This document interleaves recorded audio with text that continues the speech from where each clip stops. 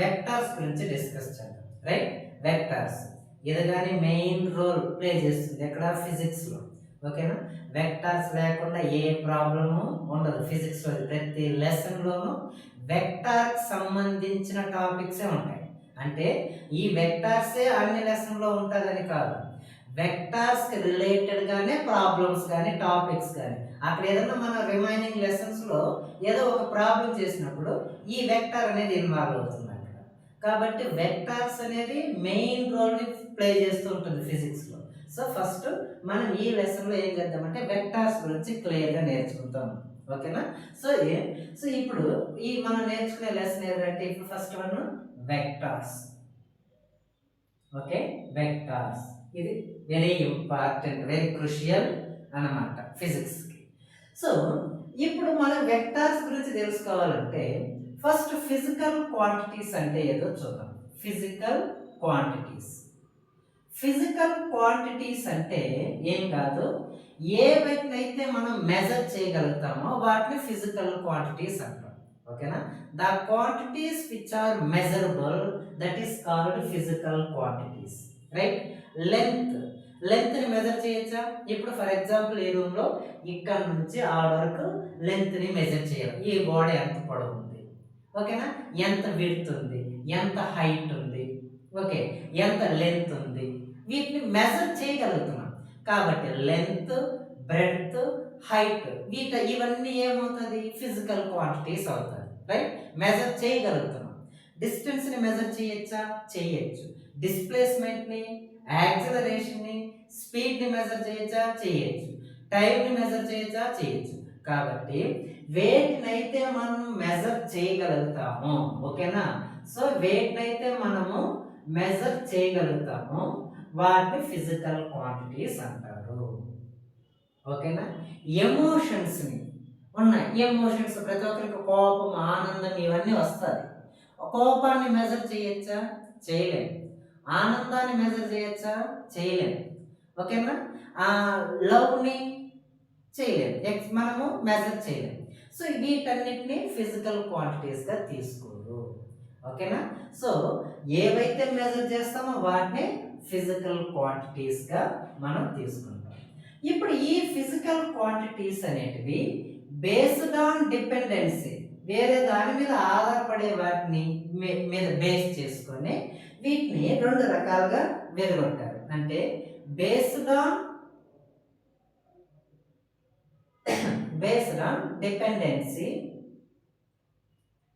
dependency.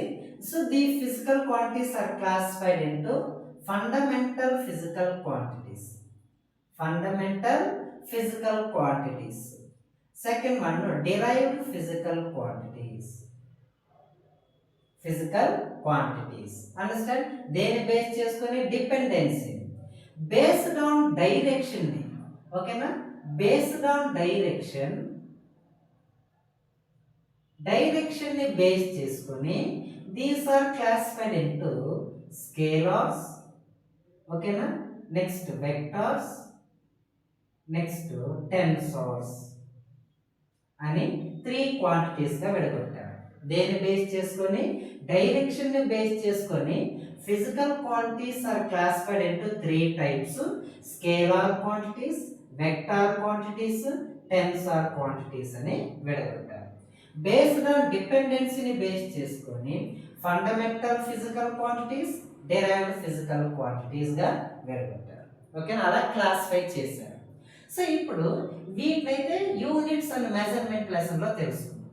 ఓకేనా, these topics are will be discussed in the units and measurement lesson. Here we are discussing these topics only. Okay na? In today's class we are going to start our lesson vectors. ఈ vectors లో scalars అనేటివి small topics. ఆ scalars ఏదో తెలుసుకొని టెన్సార్స్ అంటే ఏదో తెలుసుకొని vector lesson లోకి వెళ్తాం. అండర్స్టాండ్? సో ఫస్ట్ వన్ ఇక్కడ స్కేలార్స్ అంటే ఏదో చూద్దాం. Okay, scalar quantities. అర్థమైందా? ఫిజికల్ క్వాంటిటీస్ అంటే మెజర్ చేయగలగాలి. ఓకే, ఫస్ట్ దీంతో scalar quantities. Okay, scalar quantities అంటే ఏదన్నా ఫిజికల్ క్వాంటిటీకి, okay, any physical quantity having both sorry only magnitude, a physical quantity have only magnitude but no direction, this is called scalar quantities. magnitude మాత్రమే ఉండాలి, direction అనేది ఉండకూడదు, but no direction. అలా ఉండే వాటిని ఏమంటున్నామంటే స్కేలార్ క్వాంటిటీస్ అంటూ ఉన్నాం. Scalar quantities examples, okay, length, ఓకేనా, అదేవిధంగా time, temperature, mass, okay, speed, ఇంకా ఎక్సెట్రా. ఇవన్నీ ఏమవుతుంది, scalar quantities. Scalar quantities having only magnitude but no direction. Understand? So ఇక్కడ మ్యాగ్నిట్యూడ్ అనేది ఏంటంటే ఒక numerical number. For example, so mass is equals to 50 kg అనుకున్నాం అనుకో, mass is equals to 50 kg. ఇక్కడ కేజీ అనేది యూనిట్స్, ఓకేనా, కేజీ అనేది యూనిట్స్, 50 అనేది మ్యాగ్నిట్యూడ్. ఓకే, 50 అనేది ఏంటిది, మ్యాగ్నిట్యూడ్, ఒక స్ట్రెంగ్త్, ఒక న్యూమరికల్ వాల్యూని మ్యాగ్నిట్యూడ్ అంటాం. సో మాస్ ఈజ్ 50 kgs అంటున్నాం. ఎక్కడన్నా డైరెక్షన్ రిప్రజెంట్ చేసామా?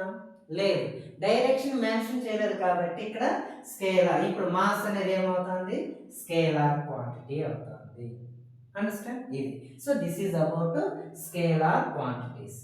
నెక్స్ట్ టెన్సార్ క్వాంటిటీస్ అంటే ఏదో చూద్దాం. టెన్సార్ క్వాంటిటీస్ ఎక్కువగా వాడరు దాన్ని. So once we have to దాన్ని తెలుసుకొని మళ్ళీ వెక్టార్స్కి వెళ్ళిపోదు, ఓకేనా. టెన్సార్ క్వాంటిటీస్ అనేటివి సరే ఇక్కడ వెక్టార్స్ కానీ చూస్తాం. వెక్టార్ క్వాంటిటీ అంటాం. ఏ physical quantity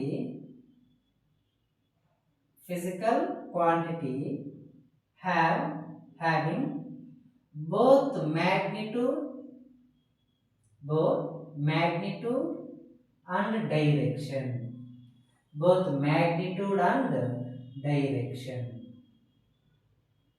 ఓకే, ఈ రెండు ఉండాలి.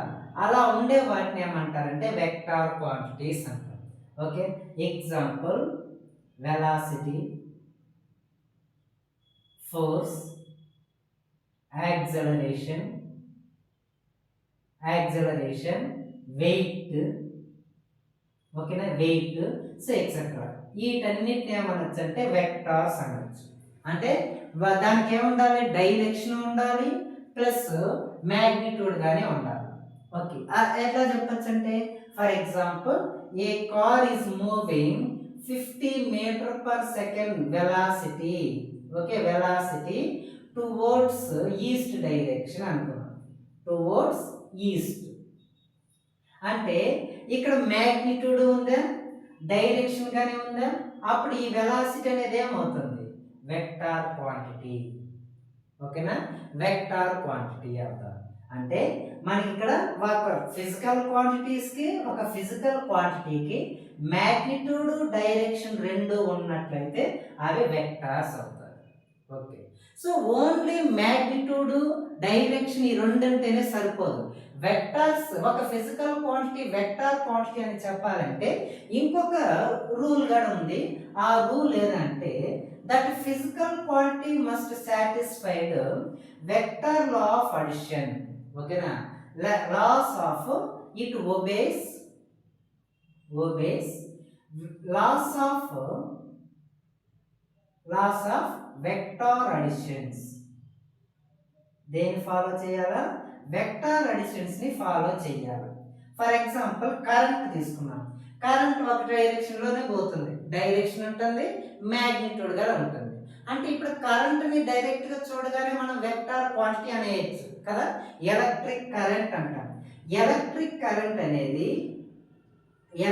కరెంట్ మనం చూడగానే ఫర్ ఎగ్జాంపుల్ ఈ వైర్లో 5 amperes ఆఫ్ కరెంట్ ఇలా వెళ్తుంది అనుకున్నాం అనుకోండి. బట్ ఇప్పుడు డైరెక్షన్ ఉంది, మ్యాగ్నిట్యూడ్ ఉంది, చూడగానే it is a vector quantity అని చెప్పేస్తాం. బట్ నిజానికి ఎలక్ట్రిక్ కరెంట్ అనేది స్కేలార్ క్వాంటిటీ. ఎలక్ట్రిక్ కరెంట్ అనేది స్కేలార్ క్వాంటిటీ. ఎందుకు ఎలక్ట్రిక్ కరెంట్ అనేది స్కేలార్ క్వాంటిటీ అవుతుందంటే దానికి డైరెక్షన్, మ్యాగ్నిట్యూడ్ రెండు ఉన్నాయి. బట్ ఇది సాటిస్ఫై చేయదు. ఎలక్ట్రిక్ కరెంట్ అనేది వెక్టార్ అడిషన్స్ ని సాటిస్ఫై చేయదు. ఫర్ ఎగ్జాంపుల్ వీటిలో ఒక కరెంట్ ఇక్కడ I1 అనే కరెంట్ ఇలా వెళ్ళింది, ఇక్కడికి I2 అనే కరెంట్ ఇక్కడికి వెళ్ళింది, I2 కరెంట్. ఈ రెండు కరెంట్ ఇలా కలిసి I1 ప్లస్ I2 గా వెళ్తూ ఉన్నాయి కదా. వీటి మధ్య యాంగిల్ తీటా ఉంది అనుకోండి. Okay, I1 current I2 current ఈ నోడ్ దగ్గర I1 ప్లస్ I2 గా ఇలా వెళ్తుంది. ఇక్కడ I1 ప్లస్ I2s అనేటివి వెక్టార్ అడిషన్స్ కావాలి.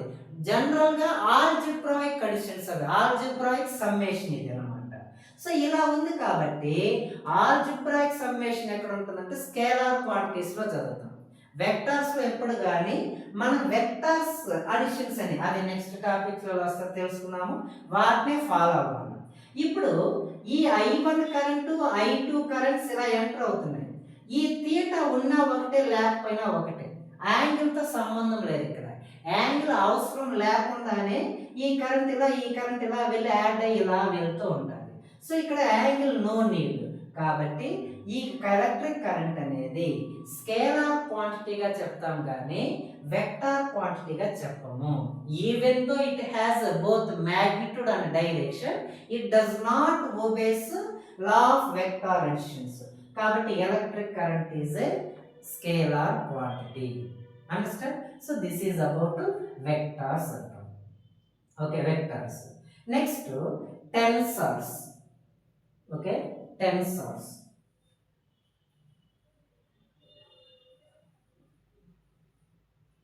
టెన్సర్ క్వాంటిటీస్ అంటే ఏదో చూద్దాం.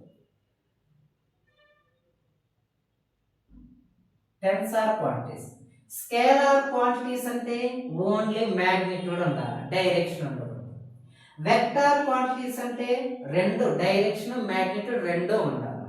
ఓకే, మరి టెన్సర్ అన్నప్పుడు ఏముండాలా అంటే ఒక ఫిజికల్ క్వాంటిటీ అది స్కేలార్ క్వాంటిటీను కాకూడదు, వెక్టార్ క్వాంటిటీను కాకూడదు. ఆ రెండు కానటువంటి క్వాంటిటీస్ ని టెన్సర్ క్వాంటిటీస్ అంటాం. A physical quantity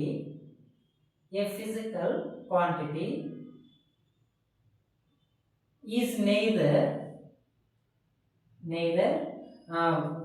scalar nor vector quantity. Okay, vector quantity ఒక ఫిజికల్ క్వాంటిటీ స్కేలార్ క్వాంటిటీ కాకూడదు, వెక్టార్ క్వాంటిటీ కాకూడదు. That is called tensor quantity. Okay, tensor quantity. Example, ఒక ఎగ్జాంపుల్ చూద్దాం. ఇప్పుడు ఇది ఒక బ్రిడ్జ్ అనుకో. ఈ బ్రిడ్జ్ మీద ఎంతో కొంత ప్రెషర్ పడింది. ప్రెషర్ పడితే దాని మీద ప్రెషర్ వల్ల స్ట్రెస్ అనేది ఫామ్ అవుతుంది కదా, స్ట్రెస్. ఓకేనా? ఇట్లా ఈ బ్రిడ్జ్ మీద స్ట్రెస్ ఇక్కడ ప్రెషర్ తీసుకోవాలి. ఆ ప్రెషర్ వల్ల ఈ బ్రిడ్జ్ మీద కొంత స్ట్రెస్ అనేది పడింది. ఆ స్ట్రెస్ అనేది ఈ స్ట్రెస్ అనేది ఎలా వస్తుందంటే ఈ ప్లేన్ మీదనే పడుతూ ఉంది. ఒక బ్రిడ్జ్కి ఉండే స్ట్రెస్ అది ప్రెషర్ వల్ల, ఫోర్స్ వల్ల పడింది ఆ స్ట్రెస్ అనేది. ఆ స్ట్రెస్ ఈ బ్రిడ్జ్ యొక్క ప్లేన్ మీద యాక్ట్ అవుతుంది. అంటే ఆ స్ట్రెస్ ఎలా యాక్ట్ అవుతుంది అంటే ఇక్కడ దాని మీనింగ్ ఆ స్ట్రెస్కి మ్యాగ్నిట్యూడ్ ఉన్నట్టే కదా, మ్యాగ్నిట్యూడ్. డైరెక్షన్ కానీ ఉన్నట్టే. డైరెక్షన్ ఎలా బ్రిడ్జ్ మీద ఆ ప్లేన్ మీద పడుతుంది. ఎక్కడ యాక్ట్ అవుతుంది? ప్లేన్ పైన కానీ యాక్ట్ అవుతుంది. కాబట్టి ఈ మూడు ఉంటే వాటిని టెన్సర్ క్వాంటిటీస్ అంటాం. అంటే టెన్సర్ క్వాంటిటీస్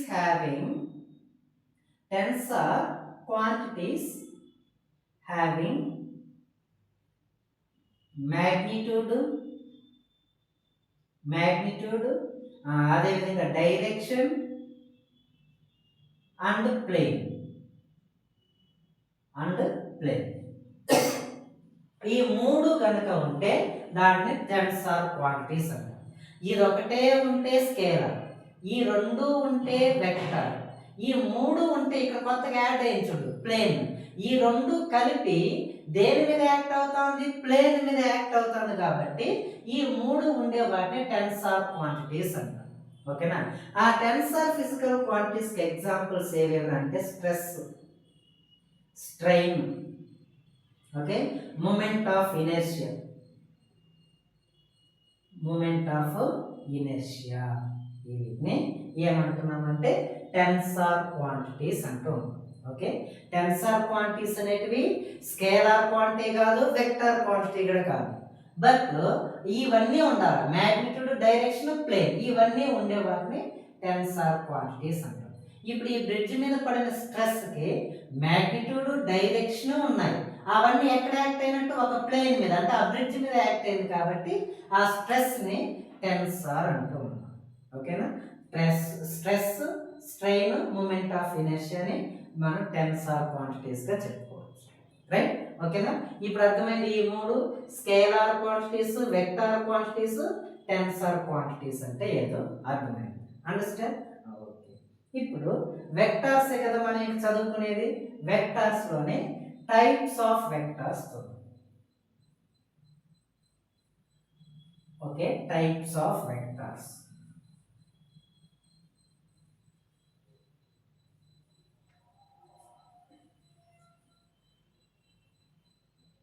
వెక్టార్ అంటే ఏంటి? బోత్ మ్యాగ్నిట్యూడ్, డైరెక్షన్ రెండు ఉండాలి. అది వాటిని వెక్టార్స్ అంటూ ఉన్నాం. Types of vectors.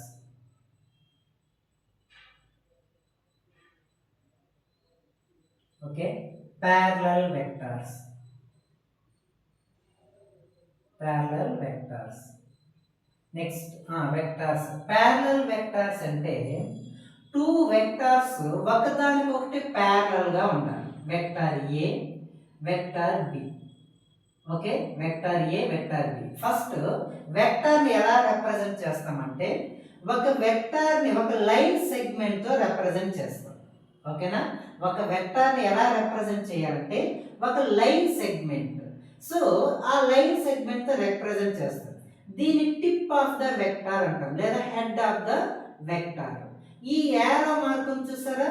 ఇది డైరెక్షన్ ఆఫ్ వెక్టార్ ని చూపిస్తుంది. ఇది దేని చూపిస్తుంది? డైరెక్షన్ ఆఫ్ వెక్టార్ ని చూపిస్తుంది. ఇది tail of the vector, tail of the vector. So ఇక్కడ నుంచి ఈ వరకు ఉంది కదా, ఈ లెంత్ ఏం చేస్తుందంటే, ఈ లెంత్ ఏం చెప్తుందంటే మ్యాగ్నిట్యూడ్ ఆఫ్ వెక్టార్ అని చెప్తుంది. మ్యాగ్నిట్యూడ్ ఆఫ్ ద వెక్టార్ అంటే టైల్ అనేది ఏ పాయింట్ నుంచి వెళ్తా ఉందో చెప్తారు. ఓకే, హెడ్ అనేది ఏ డైరెక్షన్ లో వెళ్తుందో చెప్తారు వెక్టార్. అదేవిధంగా ఈ లెంత్ చూసారా, వెక్టార్ యొక్క లెంత్, అది దేని చెప్తుందంటే మ్యాగ్నిట్యూడ్ అంటాం. ఫర్ ఎగ్జాంపుల్ ఒక 5 మీటర్స్ అనుకో, దానికి వెక్టార్ని ఇలా రాస్తాం అంటే ఈ లెంత్ ఉంది, అది 5 మీటర్స్ అని మీనింగ్. అట్లా ఇప్పుడు 50 మీటర్స్ అనుకో, దానికి కొంచెం పొడవుగా ఇలా రిప్రజెంట్ చేస్తాం. అటనే 100 మీటర్స్ ఉంటే అంత పొడుగు ఎలా డ్రా చేసేది అనుకుంటాం మనం, అలా అనుకుంటాం. ఓకేనా? So this represents the magnitude. ఓకేనా? So it is a tail, ఎక్కడ నుంచి స్టార్ట్ అవుతుంది, ఇది ఏ డైరెక్షన్ లో వెళ్తుంది. కాబట్టి ఒక వెక్టార్ని ఎలా రిప్రజెంట్ చేస్తామంటే లైన్ సెగ్మెంట్ తో రిప్రజెంట్ చేస్తాము. Length of the vector gives the magnitude of the vector. Okay, length of the vector is the magnitude of the vector.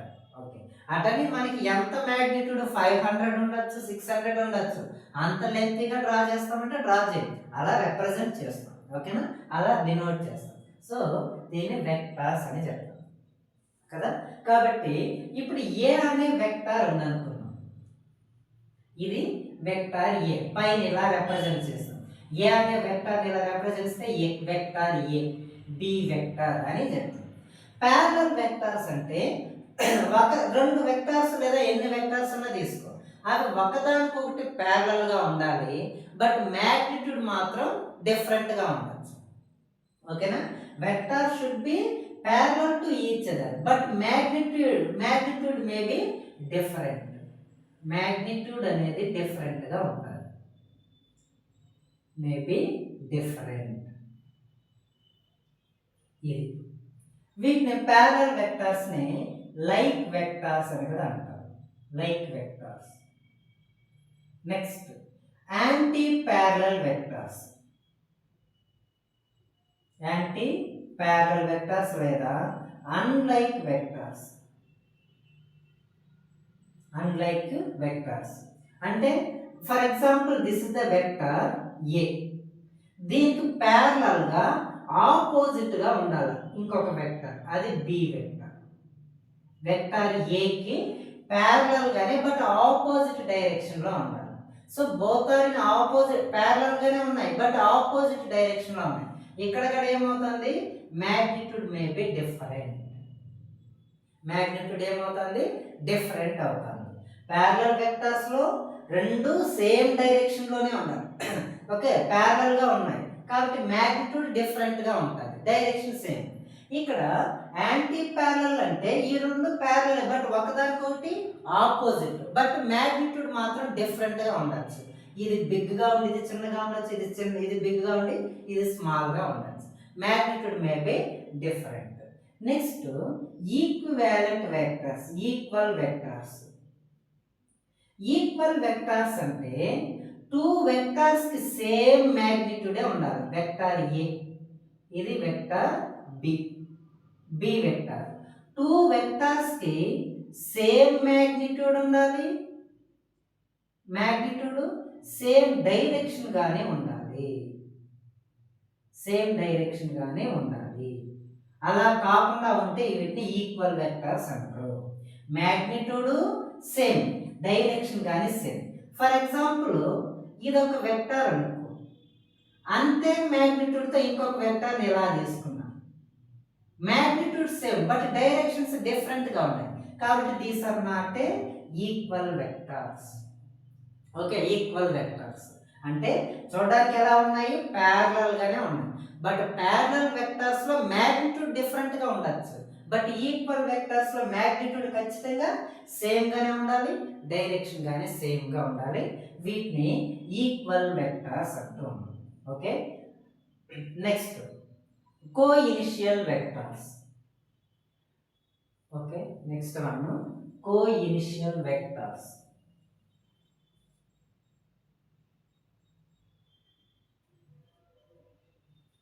కోఇనిషియల్ vectors అంటే వెక్టర్స్ అన్నిటికీ ఇనిషియల్ పాయింట్ ఒకటే ఉండాలి. This is the initial point. ఈ vector ఏకి ఇదే initial point, vector బికి initial point ఇదే, vector సికి ఇనిషియల్ పాయింట్ ఇదే. అంటే అన్ని వెక్టర్స్ కి ఇనిషియల్ పాయింట్ ఒకటే ఉండాలి. వాటిని కోఇనిషియల్ వెక్టర్స్ అంటారు. Coinitial vectors. Next axial vectors. ఓకేనా, యాక్సియల్ వెక్టర్స్.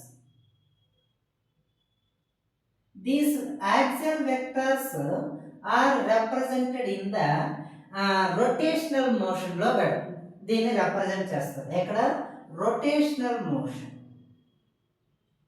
రొటేషనల్ మోషన్ లో రిప్రజెంట్ చేస్తారు వీటిని. ఫర్ ఎగ్జాంపుల్ ఒక బాడీ ఇలా సర్క్యులర్ పాత్ ఇలా రొటేట్ అవుతూ ఉంది అనుకున్నాం. సో ఇలా రొటేట్ అవుతుందంటే ఇది కదా యాక్సిస్ ఆఫ్ రొటేషన్. ఓకే, ఇది యాక్సిస్ ఆఫ్ రొటేషన్ బేస్ చేసుకుని ఇలా రొటేట్ అవుతూ ఉంది అంటే రొటేషనల్ మోషన్. అంటే ఇప్పుడు ఈ పార్టికల్ ఇలా రొటేట్ అయ్యేటప్పుడు దానికి ఉండే వెక్టర్ యొక్క direction along with axis of rotation పైన ఉంటుంది. ఈ పార్టికల్ ఇలా రొటేట్ అవుతా ఉంది. ఈ రొటేట్ అయ్యేటప్పుడు ఈ వెక్టర్ యొక్క రిజల్టెంట్ వెక్టర్ అనేది ఈ వెక్టర్ అనే డైరెక్షన్ దేనికి ఉంటుందంటే యాక్సిస్ ఆఫ్ రొటేషన్ వైపు ఉంటుంది దాని direction. Okay, direction of vector is in the direction of axis. కాబట్టి అక్కడ ఉండే వెక్టర్స్ ఏమంటారంటే యాక్సియల్ వెక్టర్స్ అంటాం. Angular momentum, angular momentum,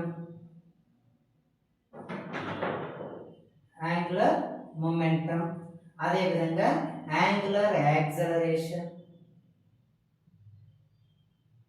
angular acceleration, so etcetera. వీటన్నిటిని ఏమనొచ్చు అంటే యాక్సియల్ వెక్టార్స్ అనొచ్చు.